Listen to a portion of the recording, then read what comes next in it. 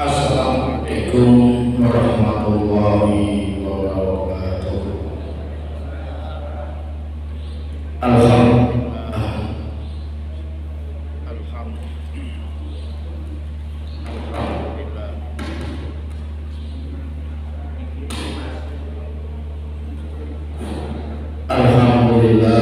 Alhamdulillahilladzi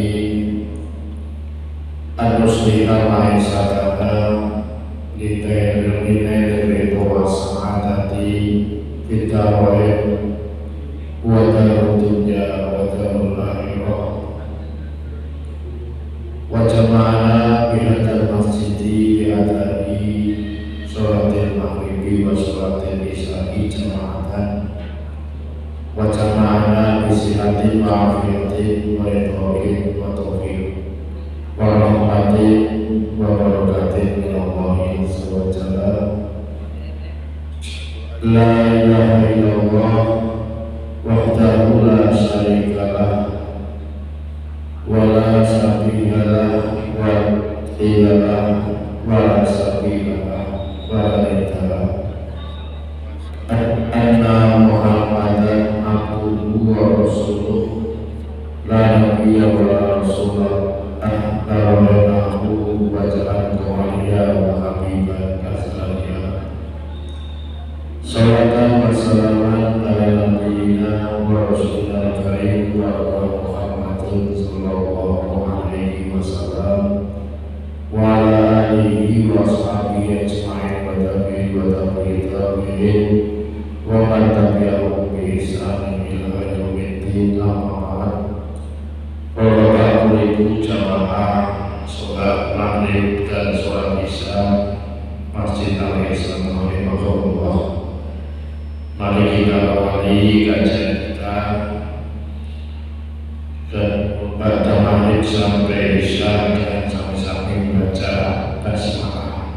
Bismillahirrahmanirrahim.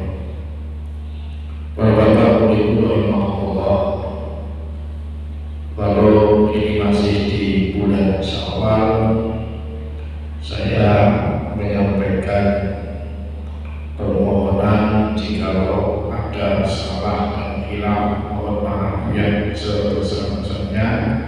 Minal aidin wal faizin, taqabbalallahu minna wa minkum, kullu amin wa antum bi khairin. Dan mari kita awali untuk kajian kita dengan sama-sama membaca basmalah. Bismillahirrahmanirrahim. Dan pada kesempatan ini saya menyampaikan kajian kita Hayatus Sahabah.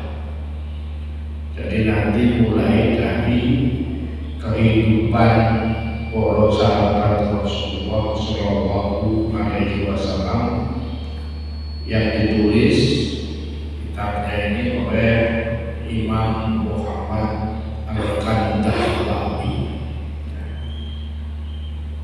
Yang pertama adalah karena mulai dari Hayatus Sahabah kita mengenal para sahabat-sahabat Rasulullah Shallallahu Alaihi Wasallam.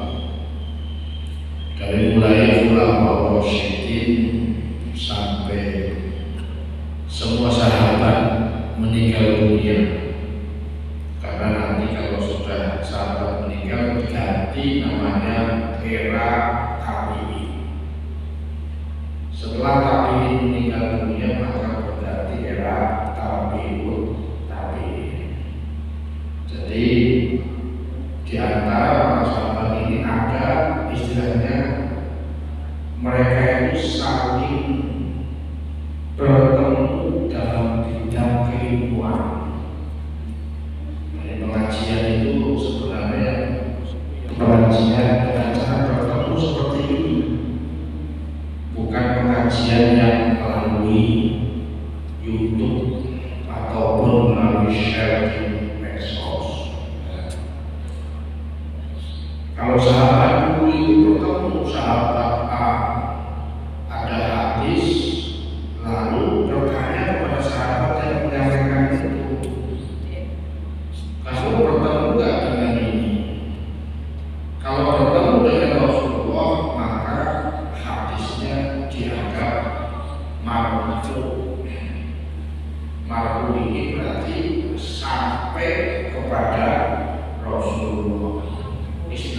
sangat tinggi. Lalu ada yang terputus. Nah, yang terputus itu namanya adalah rokok.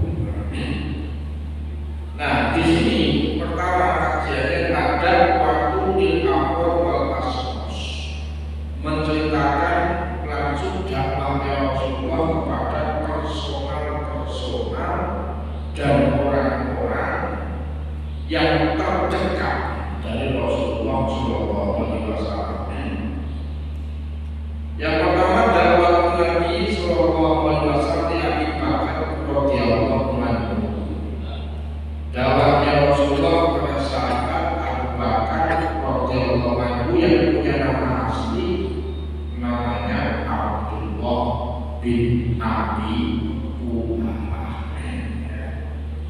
Diriwayatkan oleh anaknya sendiri dari sahabat Abu Bakar, yaitu Ibunda Aisyah radhiyallahu anha, kharaja Abu Bakr yuridu Rasulullah.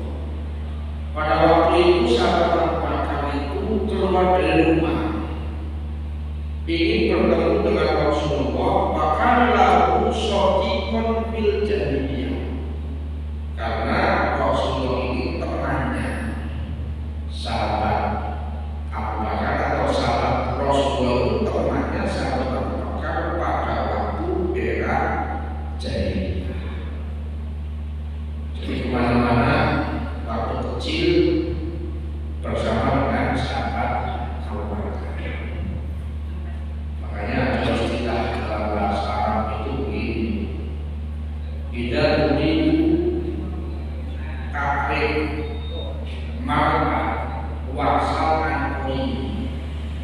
Jika kamu menginginkan tahu sesuatu dari seseorang, kepo nih, misalkan ingin tahu dari orang ini, wasal anqi, tanyalah pada temannya. Kalau ingin tahu siapa itu Rasulullah, ya tanya pada orang terdekatnya Rasul. Namanya sahabat Abu Bakar yang terdekat. Makanya kedekatan Rasulullah dengan sahabat Abu Bakar ini mempengaruhi pada kualitas hadis itu, antara apakah hadis itu dianggap sebagai sahih, apakah dianggap sebagai hasan, ataukah dianggap sebagai dhaif, ataupun bahkan hadisnya itu maudhu'. Atau mungkin dianggap ini hadisnya mutawatir, hadisnya itu ahad, ya. Dan bagaimana mentarjih, ini kalau dalam istilah tarjih dan tajdid, bahwa hadis ini bisa lebih baik, semuanya baik, lebih baik dipakai dibandingkan yang lain, sehingga kemudian kalau orang tarjih itu menempatkannya pada nomor satu. Nomor satu ini yang dipakai, nomor dua ini yang dipakai. Kalau kemudian langsung kedua bagaimana boleh? Tapi kalau ada yang lebih baik yang pertama, contoh tentang masalah bacaan basmalah, sir dan jar. Bacaan basmalah ketika dalam sholat yang jalan seperti maghrib dan isya, rakaat pertama dan kedua, itu kan riwayatnya macam-macam. Kalau Ibunda Aisyah mengatakan Aisyah radhiyallahu anha, karena Rasulullah sallallahu alaihi wasallam yusolli wa yaqra'u alhamdulillahi rabbil alamin. Kata menurut Ibunda Aisyah, Rasulullah itu kalau sholat langsung membaca alhamdulillahi rabbil alamin. Jadi menjalankan alhamdulillah dan mensirkan bacaan basmalah. Yang cerita siapa? Ibunda Aisyah. Nah, menurut sahabat Abu Bakar As-Siddiq, wakana Rasulullah yaqra'u al-Fatihah Bismillahirrahmanirrahim. Rasulullah itu kalau memulai Al-Fatihah diawali menjalankan kata Bismillahirrahmanirrahim sampai membaca Alhamdulillahirabbil alamin. Nah, oleh tarjih ini, dua hadis ini yang satu sir, yang satu jar, ditempatkan yang sir itu nomor satu. Kenapa nomor satu? Karena yang menyampaikan Ibunda Aisyah. Kedekatan Ibunda Aisyah dengan Rasulullah bagaimana? Yang tahu keluarga Rasulullah yang paling dekat dengan Rasul, yang Ibunda Aisyah karena istrinya. Nah, sahabat Abu Bakar itu kan hanya ketika di luar, kalau di dalam internal keluarga yang tahu kan istrinya, bukan sahabat Abu Bakar. Sehingga riwayat dari sahabat Abu Bakar itu ditempatkan pada nomor 2. Lalu bagaimana kalau ada imam membaca jahar dalam basmalah dalam Al-Fatihah? Tidak masalah. Maka kalau kita membuka di dalam masjid kita ada imam langsung Alhamdulillahirabbil alamin, bagus. Ada lagi yang membaca Bismillahirrahmanirrahim, Alhamdulillah, tidak apa-apa, karena itu ditempatkan pada nomor 2. Ya. Dan tarjih semuanya membolehkan dan mengasih. Nah, ini hanya terkait dengan masalah kedekatan saja. Rasulullah itu dengan sahabat Abu Bakar itu sudah menjadi normal sejak jahiliyah. Sampai ibarat kata itu nek ono kes zaman dia itu orang-orang ya. Ya namanya anak kecil itu kan orang kes belum nonton. Sahabat Abu Bakar melu belum kes. Rasulullah ketiduran waktu itu. Jadi tidak pernah dia tiduran dalam arti yang bahkan mengubah orang itu sama sekali tidak. Ketiduran keturun ngantek waktu matahari bersinar atau waktu sampai sholat duha. Makanya wong sing ngantukan itu cuma mau kemana ngantukan pas pengajian. Ini pengajian ini benar-benar menjadi obat buat orang yang tidak bisa tidur.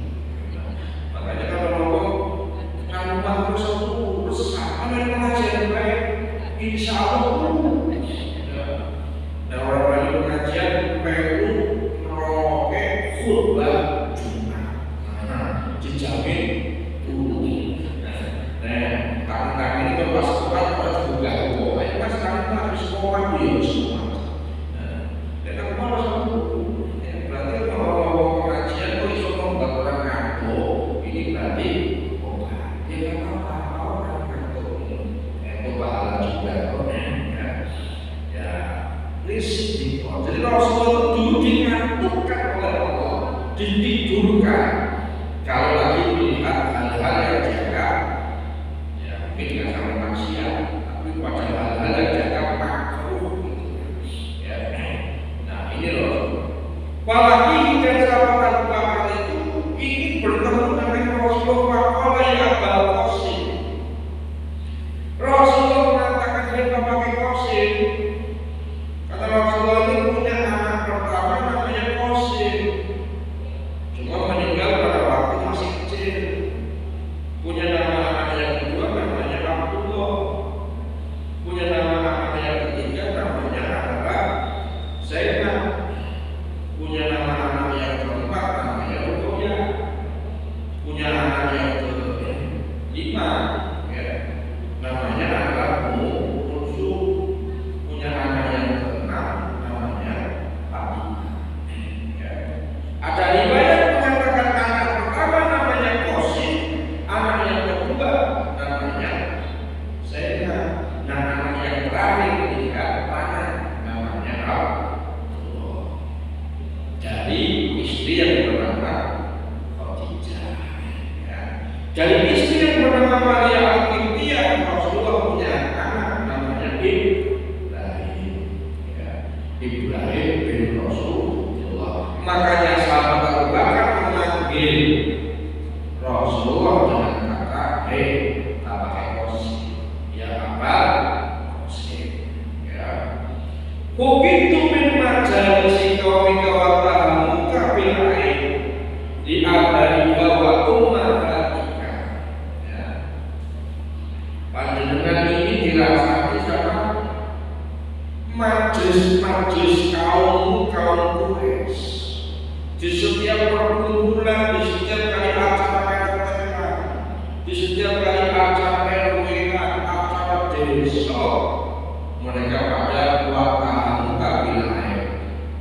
Mereka menuduh Anda telah berbuat salah, menghina siapa? Menghina kepercayaan bapak dan ibu mereka dengan cara menghina patung-patung yang ada di sekitar Ka'bah. Nah, Ka'bah itu sekelilingnya itu ribuan patung. Ya. Ada yang besar, yang namanya patung Uzza, Manat, Hubal. Ya. Ini patung-patung yang besar. Patung-patung yang kecil tidak terhitung, karena setiap orang datang ke Mekah bawa patung, ya. Patungnya itu macam-macam. Sehingga kemudian ketika patung Mekah semuanya bersih patungnya itu. Ya. Nah, itu zaman dulu. Jadi zaman dulu kan patung di sebelah zaman dulu, walaupun sebenarnya kalau ditanya orang Quraisy itu kamu ini bapakmu, kata siapa ini bapakmu? Nah itu, nah saya kenal baru.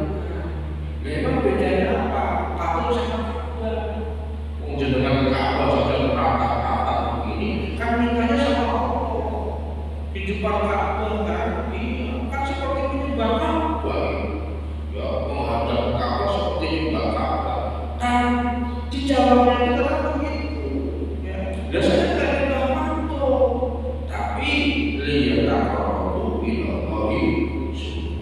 tapi mendekatkan diri kepada Allah.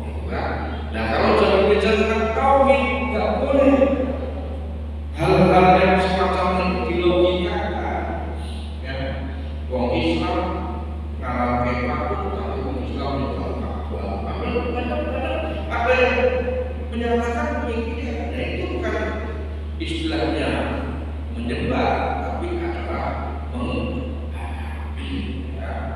Nah, makanya kan perang kalimatnya itu perang apa? Perang kata-kata. Ya. Kalau sudah berbicara tauhid, pokoknya ini juga pokoknya. Ini yang perintah Allah untuk ditinggal, ini larangan Allah yang untuk ditinggal. Karena berbicara tentang masalah tauhid. Tapi kalau sudah berbicara tentang masalah muamalah, ya, nggak boleh pokoknya itu orang pokoknya nggak bisa. Ya, ini yang namanya muamalah, tapi benar, ya, kecuali ada dalil yang mengharamkan. Kalau masalah tauhid, kalau masalah ibadah, tapi salah, kecuali ada dalil yang membolehkannya. Ya, berarti kalau kita doa, ya, kemudian di depan kita ada patung, seakan-akan kita menyembah, ya boleh. Gitu, ya, itu sudah given. Ya, ini karena sudah menjadi sebuah kecuali kalau hanya berkunjung saja. Ya, kita ke museum atau patungnya, lalu kemudian kita ada kita katanya tanah patung. Ya. Nah, ini kata sahabat Abu Bakar. Ya. Dirasani begitu. Apa jawabnya Rasulullah? Faqala Rasul ini Rasulullah, al-muka ilallah. Saya itu utusan Allah. Saya mengajak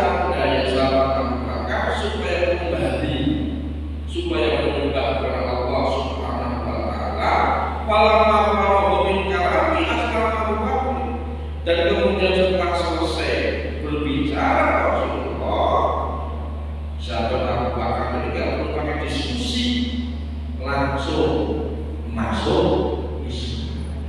Ya. Memang kadang wong sing Islam atau orang yang menjadi calon-calon penghuni surga itu biasanya wong sing ora ngene. Ya. Kadang kasratu ahli jannah itu minat jualan kadang. Jadi kadang kebanyakan penghuni surga kadang ngomong seperti ngomong dulu, ngomong menuntut, sing penting itu kata Nabi ya usah apa-apa. Kadang sing akan ngomong kadang ngomong sing ini kok iso ngene. Seperti ada orang dari Islam. Nah, mulai coke yang itu identik ngomong pintar. Mulai coke itu ngomong pintar dia. Orang langsung mulus untuk coba orang sih.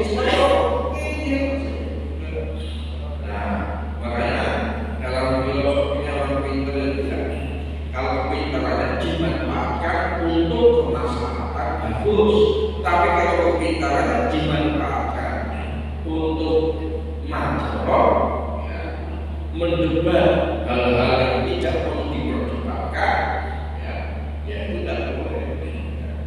Kecuali kalau itu berada dalam majelis ilmu pengetahuan, berbicara tentang masalah hukum, berbicara tentang masalah ijtihad, berbicara tentang masalah agama kan banyak, dari akidah, dari ibadah, atau fikih. Akidah ini kan kalau dalam ilmu Islam itu nanti ada akidah namanya akidah Asy'ariyah, ada akidah namanya akidah Murji'ah, ada akidah orang-orang Khawarij, ada akidah Ahlussunnah wal Jamaah, ada akidah misalkan orang-orang apa ya, ada Khawarij, ada Syiah, ada macam-macam. Dan masing-masing itu punya perbedaan, ya. Dan juga masing-masing itu punya persamaan. Contohnya, ya dulu tangan Allah. Kalau Asy'ariyah yang tangan Allah itu nggak boleh dikatakan tangan Allah karena menyatakan makhluk. Allah punya tangan. Jadi diapakan? Dihiaskan dengan apa? Kekuasaan Allah. Nah, gitu. Tapi ada juga salah satu aliran ulama kita mengatakan ya tetap tangan Allah, tapi jangan dipikir-pikir atau jangan diandai-andai. Itu namanya tangan Allah yang sama dengan tangan manusia. Ya.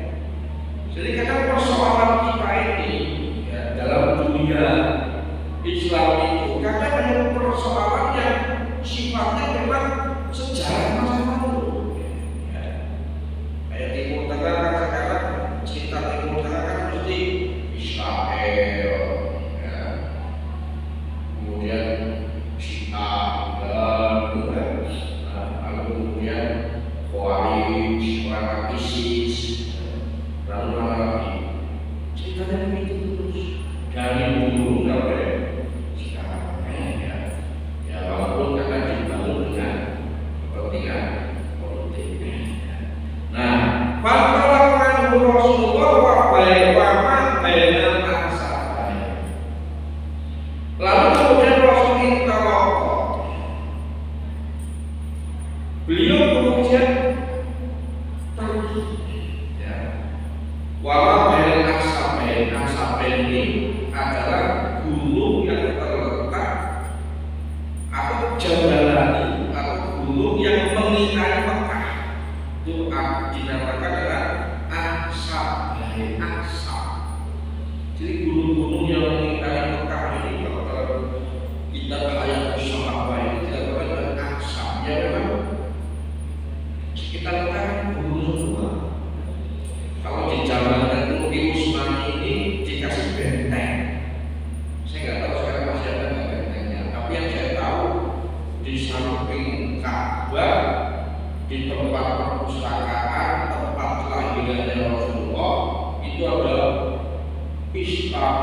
miliknya raja, tingginya luar biasa. Dulu masih ada, sekarang itu masih ada. Nah, itu istana itu dibangun di antara bukit-bukit yang ada di Mekah. Tapi saya pernah lihat di antara bukit itu ada benteng. Benteng miliknya Turki Utsmani. Karena negara Saudi Arabia ini nanti tidak pernah dijajah oleh negara Eropa. Tidak pernah. Eropa itu tidak pernah menyentuh Saudi itu. Tapi negara sekitar yang pernah. Mesir pernah dijajah oleh Inggris, oleh Prancis. Yaman yang pernah dijajah Inggris, Irak dijajah Inggris. Tapi belum pernah menyentuh Saudi itu, atau menyentuh Arab Saudi itu belum pernah. Kalaupun ada perorangan, ya, dan itu pun perorangan ini datang ke sana itu menyamar menjadi ekor-ekor seorang muhajir atau seorang musafir yang berasal dari Maroko. Tujuannya apa? Nyolong jasadnya aja. Ya, itu kan terkenal abad berapa itu? Abad 12. Ya, di zaman raja namanya Malikus Soleh. Nah, Malikus Soleh ini raja di Mesir, ya, yang dimimpikan oleh Rasulullah. Raja Mesir tapi mimpi bertemu Rasulullah sama Malikus Soleh. Malikus Soleh, tolonglah saya dari gangguan orang itu. Malikus Soleh kan raja Mesir kami, loh Rasul dalam mimpinya kau bilang begitu. Dan Rasulullah jauh di Madinah, dia jadi Mekah, dia jadi Mesir. Tidur lagi, mimpi lagi begitu, tidur lagi, mimpi lagi, sampai pagi harinya dia kumpulkan orang, bawa harta benda, bawa pasukan yang banyak untuk menuju ke Madinah. Ini mesti ada apa-apa di Madinah. Dan akhirnya ketika sampai ke Madinah beberapa hari kemudian, ketika sholat Jumat dia umumkan, ayo pada Jumatan nanti ada pembagian hadiah dalam bentuk sekeping uang emas. Dibagi oleh seluruh penduduk Madinah yang sholat di Masjid Nabawi dapat kepingan emas. Ketika kemudian sudah dapat semuanya, lalu Malikus Soleh bertanya, siapa ini yang belum dapat ke masjid dan belum menerima koin emas saya? Kalau ada orang mengatakan itu ziarah dari Maroko yang tinggal di belakang makam Nabawi atau makam Nabi, kurang lebih sekitar 50 meter dari makam Nabawi. Ternyata ketika dipanggil wajahnya kok mirip seperti dalam mimpinya si Raja Malikus Soleh. Lalu dia tanya, kamu tinggal di mana? Saya tinggal di sini. Lalu diperiksa rumahnya, tidak ada apa-apa. Tidak ada apa-apa, tidak ada yang mencurigakan. Tapi akhirnya instingnya si raja ini muncul, karpetnya bongkar. Ternyata di balik karpet seperti ini, di dalamnya ada papan, ya, papannya itu dibuka, ada lorong yang menuju ke makamnya ada. Tinggal berapa meter? Tinggal 1 meter. 300 meter jasadnya Rasulullah mau diambil sama orang yang mengaku dari Maroko. Tapi ternyata dia dari Spanyol, diutus oleh sana untuk mengambil jasadnya Rasulullah. Tapi tidak jadi. Ya. Makanya dalam sejarah jasadnya Rasulullah pernah dicuri, mau dicuri, bukan pernah, mau akan dicuri selama 2 hari. Ya, di antaranya yang terkenal adalah dari Raja Malikus Soleh, ini raja dari Mesir, ya, pemimpin yang berasal dari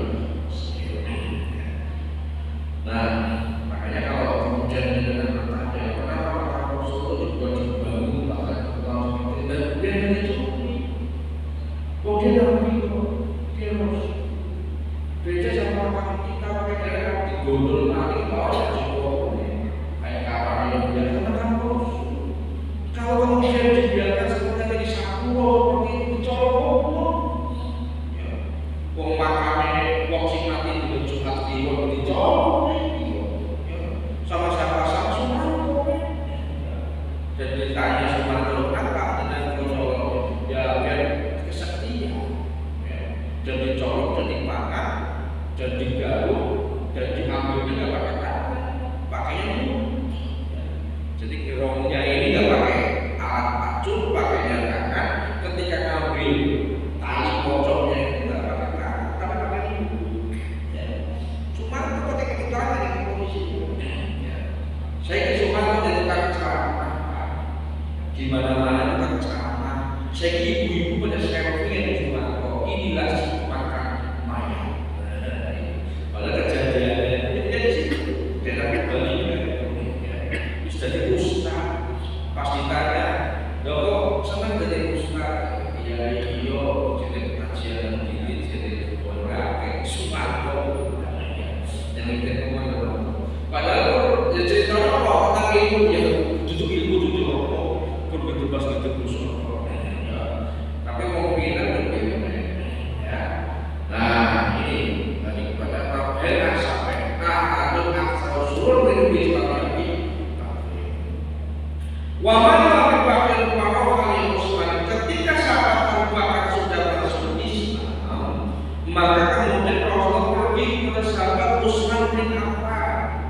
Ya, berarti sahabat sama telu, sahabat 4 tahun Rasulullah. Kemudian pergi kepada Thalhah bin Ubaidillah.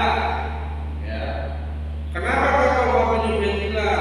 Saudara sepupunya Ibu Aisyah radhiyallahu anha. Thalhah bin Ubaidillah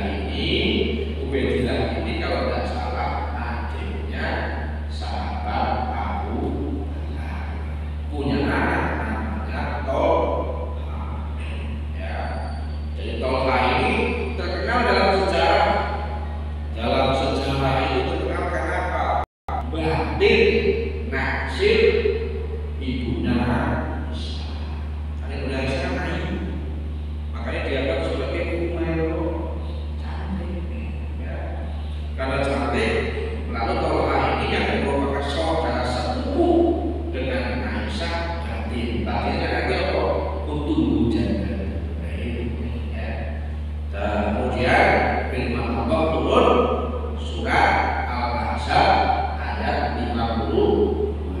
Wala antamkihu azwajahu min ba'dihi abada. Inna dzalika indallahi alim. Ya, jangan sekali-kali engkau menikahi para jandanya Kanjeng Nabi setelah Rasulullah meninggal dunia. Sebab apa? Sebab kalau menikahi jandanya Rasulullah dosanya sangat besar. Ya, nek jandanya awake dhewe ora apa-apa. Ora wis ana sing rumah. Walane dengan nek bojo aja ayu-ayu. Sebab apa? Nek ayu cepet bojo mati. Ya, nek elek ya sing bojo jenengan jenengan sama gendong itu. Ora ayu ora janda selamanya. Dunia dan akhirat milik jenengan.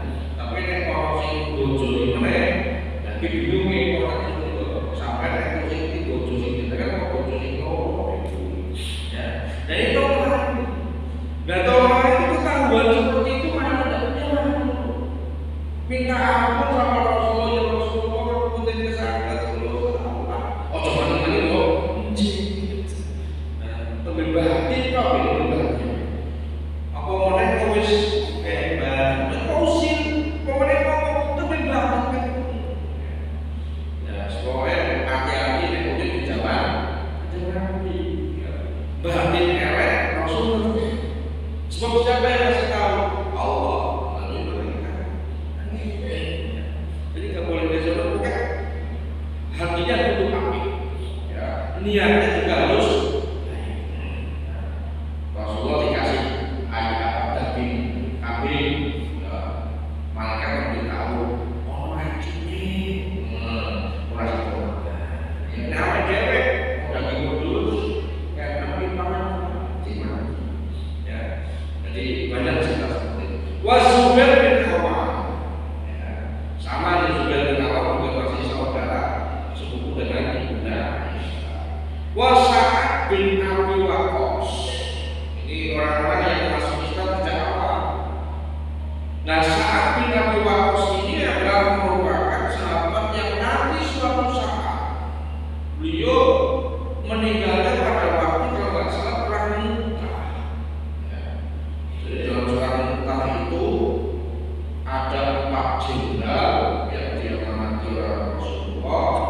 jenderal yang terakhir namanya Khalid bin Walid. Ada jenderal lagi namanya Ja'far bin Abi Thalib. Ada lagi namanya Ruwaifah. Ada lagi namanya Sa'ad bin Abi Waqqas. Semuanya meninggal kecuali Khalid bin